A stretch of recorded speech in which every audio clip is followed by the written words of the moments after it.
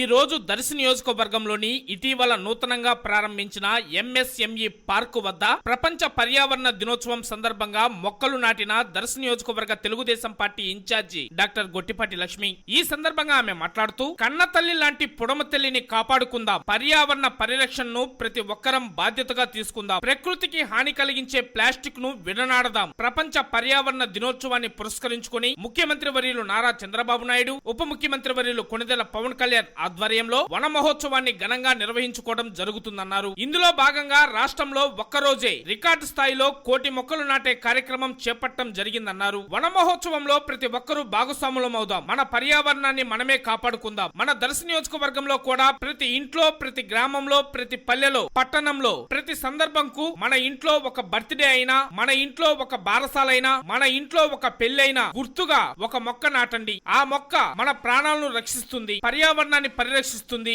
ఒక వైద్యురాలిగా మీ అందరికీ మరీ చెబుతున్నాను, మొక్కలు పెంచండి, భవిష్యత్ తరాలను కాపాడండి. అందరికీ ప్రపంచ పర్యావరణ దినోత్సవ శుభాకాంక్షలు తెలియజేస్తున్నానని ఆమె ఈ సందర్భంగా తెలిపారు. ఈ కార్యక్రమంలో దర్శి మండల ఎంపీడీఓ కృష్ణమూర్తి, ఏపీడీ లలిత కుమారి, దర్శి మండల పార్టీ అధ్యక్షులు మారెల వెంకటేశ్వర్లు, దర్శిపట్న టీడీపీ అధ్యక్షులు చిన్న, నియోజకవర్గంలోని వివిధ హోదాల్లో ఉన్న కూటమి నాయకులు, కార్యకర్తలు, అభిమానులు తదితరులు పాల్గొన్నారు.